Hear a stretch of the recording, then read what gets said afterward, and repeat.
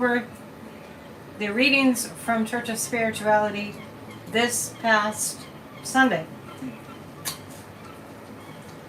Let's get started. We have one person, that's enough. One person is enough to make a start. The theme for August, which we're coming to the end of, has been Dawn of the Divine Harvest. And our sermon, our focus was acknowledging the divine harvest first.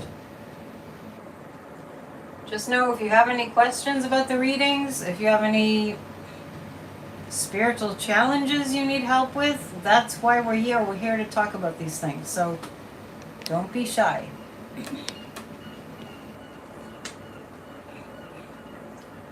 Let's go to, let me read our mission statement today first.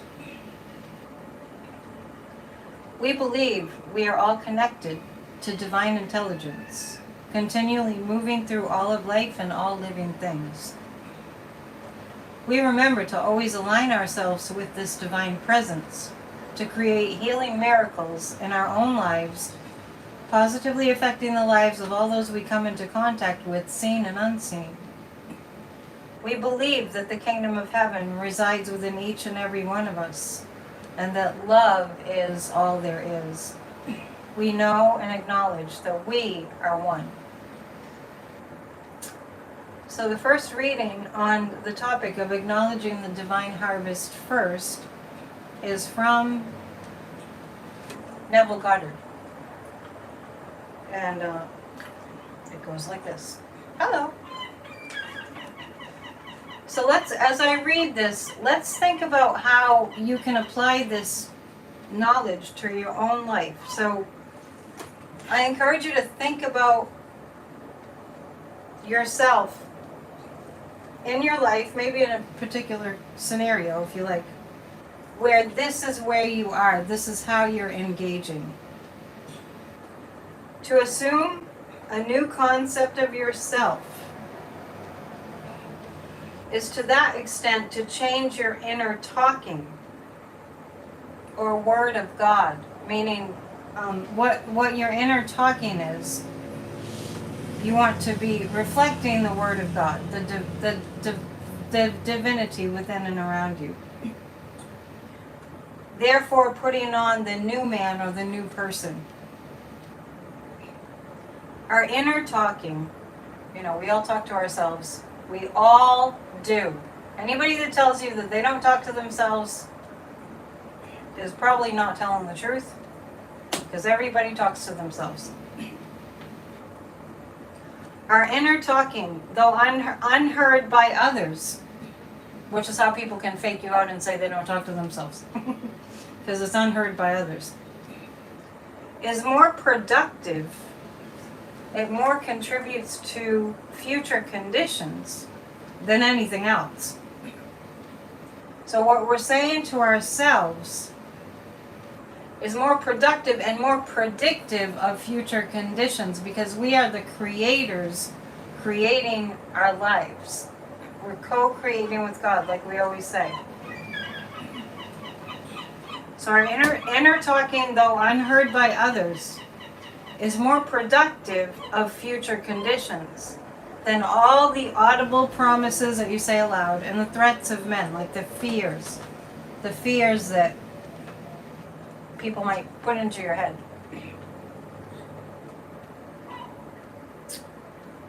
Your ideal self, your ideal, is waiting to be incarnated. It's waiting to be birthed. The ideal that you desire, the ideal, your dreams and your wishes for yourself and others, is waiting to be incarnated. When we say incarnated, we can think about, we talk about that we were incarnated into a physical body from the spiritual realm. Our souls were incarnated. So your ideal is waiting to be incarnated. It's waiting to be to take physical form. But unless you yourself offer it human parentage, we talked about this last week, unless you yourself offer it human parentage, it is incapable of birth. And on Sunday I talked about, when a woman is pregnant, she has to take care in order to birth a healthy life. You must define the person you wish to be. Define the person you wish to be. Define it. Decide what it is. So many of us don't define what it is. So then we end up by default going to the old programs. So having parentage over your ideal and that kind of life that you want to see manifest, not out of selfishness, unless we're talking about the most healthy kind of selfishness, that means I want these things because it serves not only me, but it serves the whole. We must define them without any hindrances, without any doubt, without any sense of, that's too much to ask. To know what the ideal is. All right? Does anybody have a problem with that? Your ideal is waiting to be incarnated, but unless you yourself offer it like human parentage, like human attention, like if you give it attention. When people have children, because Neville Goddard's using the word parentage here, it's fitting to talk about the relationship, as an example of what he's talking about, between a parent and a child. You have to take care of the child. And we have to take care of the child within us. So when we go about and we want to create a beautiful life, so we have beautiful energy, so we can extend that energy to others and that kindness and that beauty to others, it's not going to happen if we don't make that something that our mind is set on.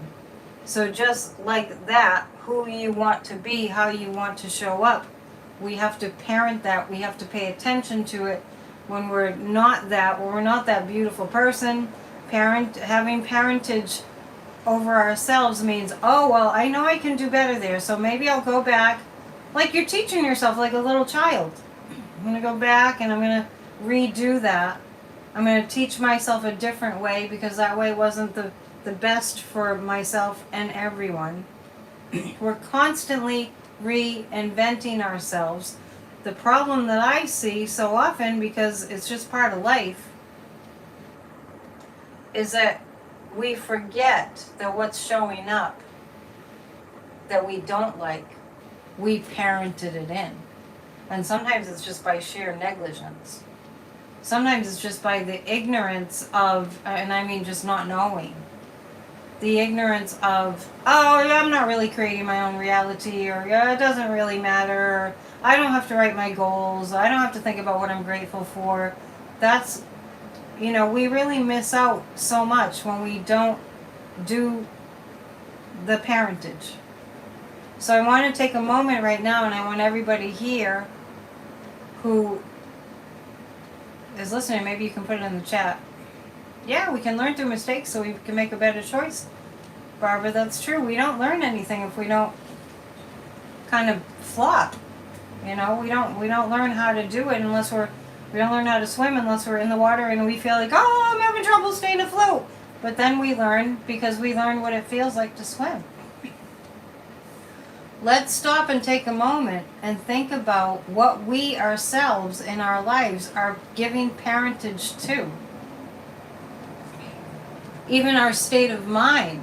What are we creating for the future? We just did a meditation before we came here, focusing on being energized and relaxed. How do you parent that into being? With practice. So let's think about how we will define the person we wish to be.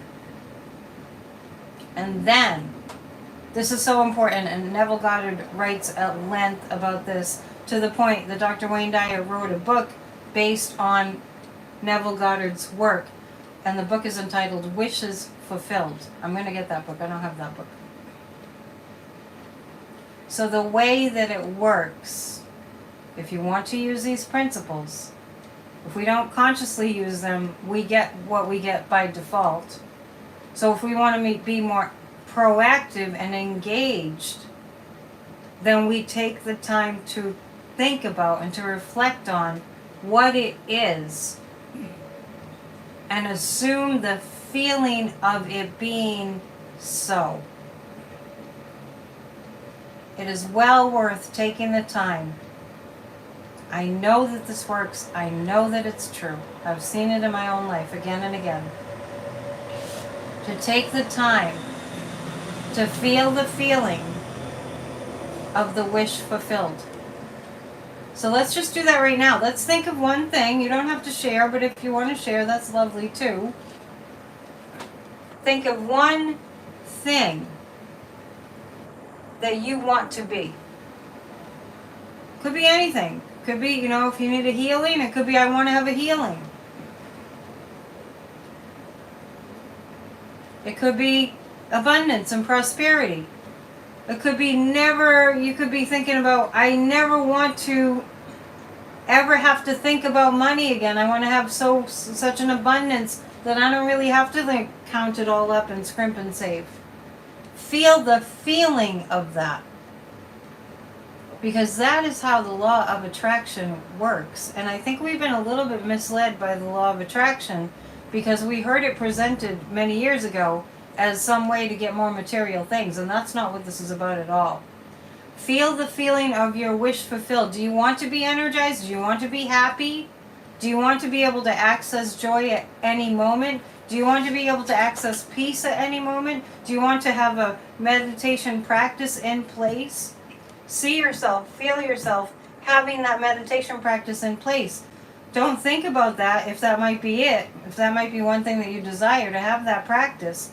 Don't think about it and then go, I'll probably not stick with it. I'll probably fail at that too. I probably won't do it right, because that's not what we want. So if there's something that we want, why would we be thinking about the absence of it? I find myself quoting Wayne Dyer so much of the time. And he didn't say this quote. I have to look it up. I think it was Troward is the last name of the person who said this. And you may have heard it. The law of flotation was not discovered by the contemplation of the sinking of things. I'll say it again. And you may have heard Wayne Dyer say this if you are a fan of his, as I am. The law of flotation, like floating a boat, because boats used to be made of wood. The law of flotation was not discovered by the contemplation of the sinking of things, right? So if there's something that we want, why on earth, except through our own ignorance, would we be going around and around and around in our head contemplating the sinking of it? Contemplating, it's not going to happen. And in my training, in my spiritual life coaching, I spend a whole lot of time helping people with this, which is challenging for all of us. It's not like I'm not included in this. I'm just teaching you the principles, and I know that they work for me if I stick with them. Like anything, it takes commitment. So think about something that you want, some way that you want to define maybe the future you, but in the now, so that that's the way your energy's moving. Think about how you want to show up. It's up to you what you want it to be. Now with that, after a motorcycle break,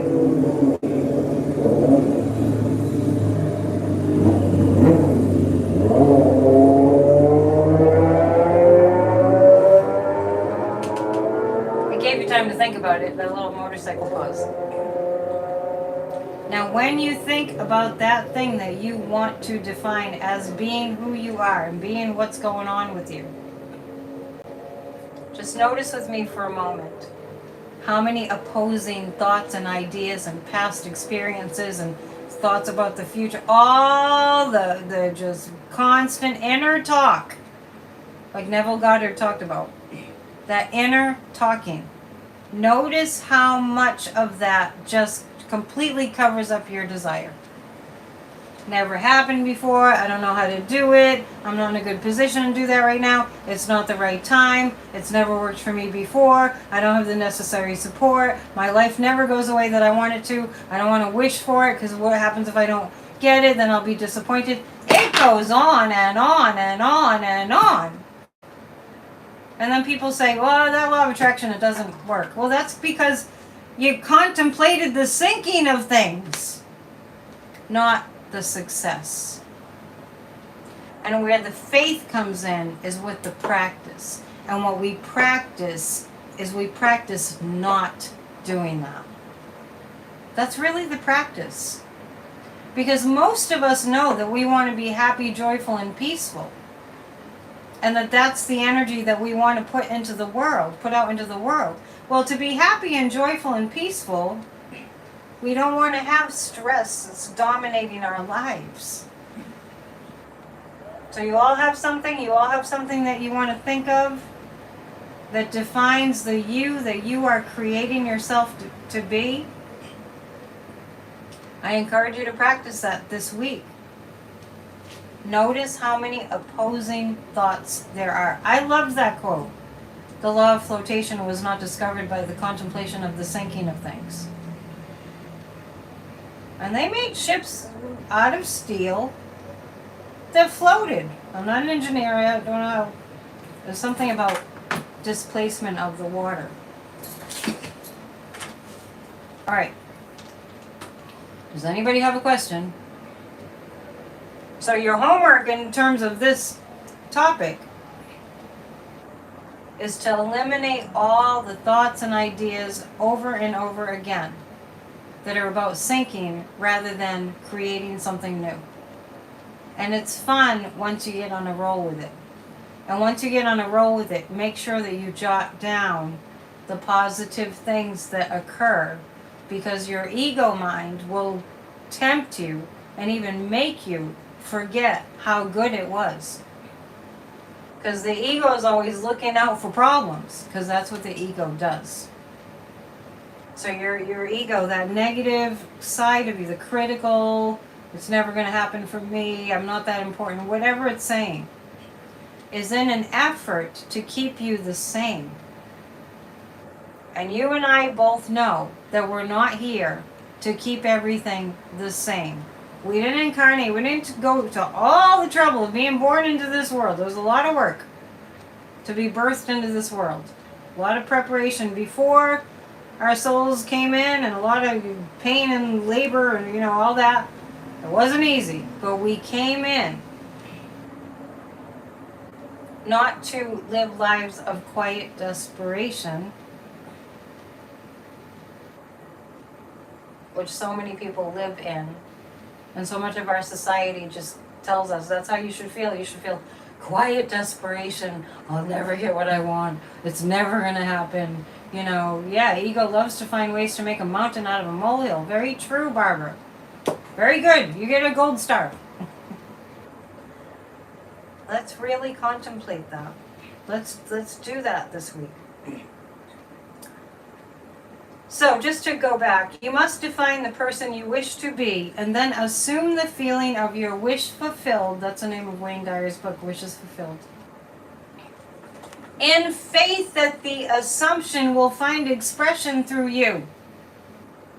If you have the idea, if you can conceive of the idea, it's your idea. It's handed to you. It's a divine assignment. If you have the idea and it feels right and it feels good, that's a message from God. Don't let anyone tell you that it isn't. And furthermore, don't tell anyone. Because people that don't know these principles will try to talk you out of it.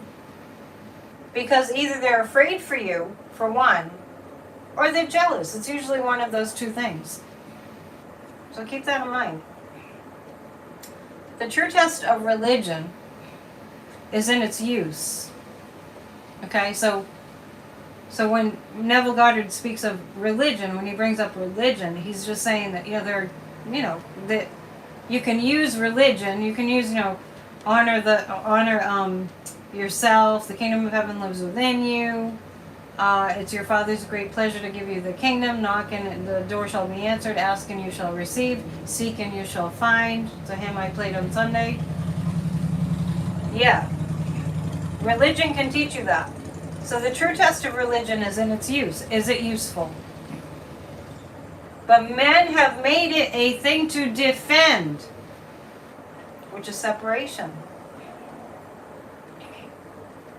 It is to you that the words are spoken. Blessed is she. I like that he used she here. Blessed is she that believed. I really think that when the angels see you persisting and just hanging on to that dream and hanging on to your conviction and hanging on to your faith, it might take forever. It might feel like it takes forever. But after a little while, this always happens. I've seen it again and again. It's almost like the angels go, she's proven herself. Let's give her a break. She's done her time. Or he's done his time. He's worked really hard. He's kept that commitment. Just kept going and going and going. After a while, it's like the whole thing, like the dam breaks and you're just flooded with this wonderful goodness. So blessed is she that believed, for there shall be an accomplishment of those things which were spoken unto her from the Lord. That's exactly what I was just talking about. Test it. Try it. Sample it. Just do it. Because you don't know until you give it a try. Sample it. Conceive yourself to be one that you want to be and remain faithful to that conception, that idea that you conceived. Don't say, oh, I waited too long and that means it's not going to happen. Let's not go there. It's really important. Conceive yourself to be one that you want to be. This is key. Remain faithful to that conception. No matter how long it takes, no matter how frustrated I might get, no matter what, I am committed. I am remaining faithful, that I know that good will occur. We see that in our society. We see how long we've had to hold fast, and we have to continue to hold fast to our vision for a better country and a better world. And we can't let up. There's no time to let up. We don't have the luxury of letting up. Like there's a book, an old book entitled, You Can't Afford the Luxury of a Negative Thought. You have to be consistent. Be faithful to that conception. For life here is only a training ground for image making. When we see training ground, we think of practice. We're practicing imaging what it is that we want to create. Try it and see if life will not shape itself on the model of your imagination. You will see it. You must believe it in order to see it. Does anybody have a question? Oh, thank you for hitting the thumbs up. And please subscribe if you're not already subscribed. I know that the regular people who come here on Sundays are the ones that show up until we expand. And feel free to share, too, with other people. Okay. No questions? No challenges or problems you want to bring up? Let's go to the next one. I don't see any questions. Charles Fillmore's reading. Charles Fillmore founded Unity Church. And he says, many people today are wisely using their one talent. They may not have seen the Holy of Holies in the inner sanctuary, but they're getting closer to it. So here, Charles Fillmore is telling us to mark our progress. Let's not, some of us are raised like this, where nobody, I can relate to this, nobody paid attention. Nobody, you looked at your report card. Nobody asked you how things were, right? So, what we need, And that was lacking in my life, and it's sad that it's that way, but it's that way for a lot of people. I think a majority. We have to acknowledge we're getting closer. We have to acknowledge for ourselves, like we're parenting ourselves. Good job there. That was hard. You kind of, your faith wavered, it was tough. You didn't think it was going to happen, but you stuck with it. And you're sticking with it. Good for you. That's self-talk. That's beautiful self-talk. I'm getting closer to it because I am holding on to the vision of that which, and I'm holding on to the feeling of that which I want to see manifest as being manifest. This is a step we must all take. Begin to seek this kingdom of God's substance. Trust in the promise and see the result in the mental currents that are set in motion all about us. We can see what's going on with our mental currents. We do have a question coming up. How can one have values without being judgmental? Oh, Zircon said I didn't get notified. Make sure you hit the notification bell. So the question is, how can one have values without being judgmental? Well, values are, we might have different definitions of values. Values to me are like what we value in our human experience. I value honesty. I value authenticity. I value treating life with reverence. Those are my values. I value other human beings. So when we say value, I feel like a value is a real positive. So when you throw in the word judgmental, I'm just not understanding why you would judge values, right? Anyway, maybe if you can ask the question in a different way, I don't know if that helped. Okay, let me continue.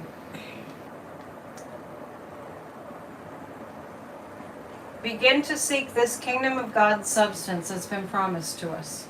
Trust in the promise and see the results in the mental currents that are set in motion all about us. You may not be able to see at just what point success began. You may not be able to see at just what point success began. I'm sorry, Norm. Let's send Norm, let's take a pause and send Norm some positive energy. Norm's mom passed on August 18th, last Sunday. All right.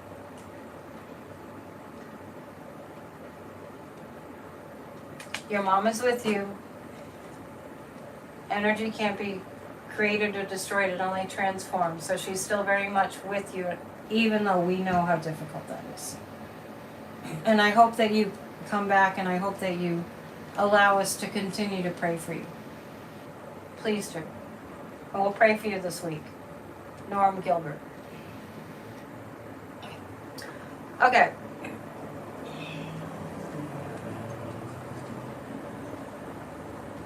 So you may not be able to see at just what point your success began, or what separate word of allegiance to the Father. You might not see how you got there. Yeah, sure thing, no problem at all. You might not be able to see exactly what kind of like little energetic recipe that you did, but suddenly you see results coming in.